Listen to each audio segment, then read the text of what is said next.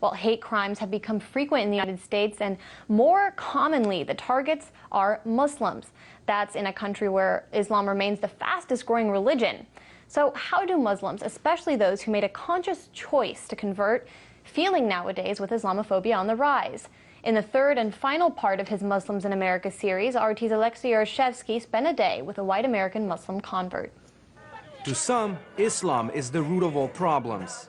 Not all Muslims are terrorists, but all terrorists are Muslim. To many others who have a clue or read and understood the Quran, it's exactly the opposite. It is a peaceful religion, but these other people have a whole political agenda, and I don't understand it.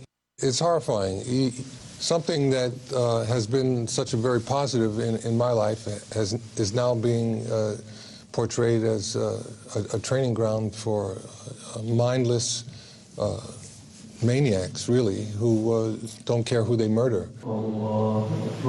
Nevertheless, despite pundits and politicians alike continuously failing to see the difference between Islam and its radical offshoots, this religion is expanding at a fast pace. There are still no exact statistics as to how many Muslims are there in the United States. Some statistics say it's 4 million, some double that figure. What's undeniable is the rapid growth of Islam in the country. Only 10 years ago, there were only 50 Islamic schools across the nation. Now this number stands at 200. The same applies to Islamic centers. This number has tripled over the last 2 decades. And to a certain extent, Islam can credit converts for its growth. But if this religion is evil, as some believe, why would people growing up in other environments want to join it? My attraction to Islam had to do with just what I had learned about the scriptures. My curiosity increased, and I started to investigate Islam. I found it to be something that I wanted to learn more about. We spent a day with a convert to find out.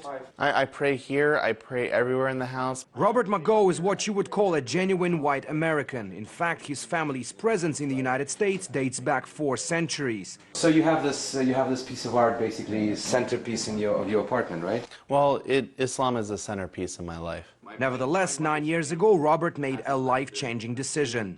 I was raised Christian, and I always liked the idea of monotheism. When I learned about Islam and how it has a monotheistic focus very similar to Judaism, but it has a place for Jesus as a respected prophet, it clicked. One of the more pleasant parts of being a Muslim to Robert is going to mosque prayers. It's here, he says, that the true nature of Islam is being revealed.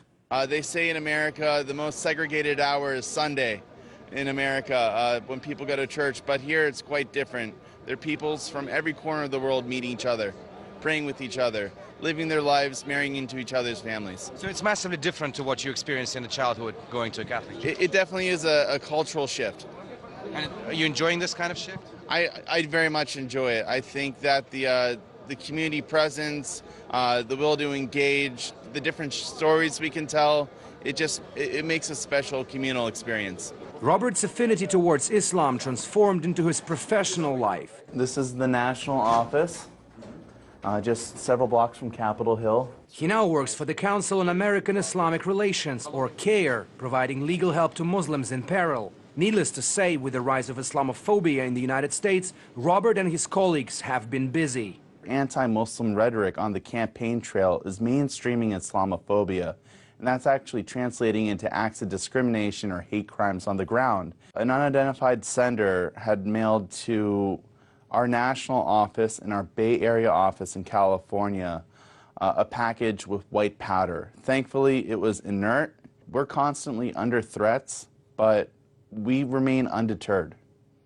I think that this only inspires us to work harder. We're a lightning rod that attracts this type of hate, but we understand that the whole community is under a similar threat. The notion you would often hear from Muslims in America these days. They acknowledge that thanks to those committing atrocities while associating themselves with Islam, the whole religion is being put into crosshairs. But just as their book, the Quran, teaches them, they're sure that adversity will eventually make way for the bright future. Alexei Yaroshevsky, RT, reporting from Washington, D.C.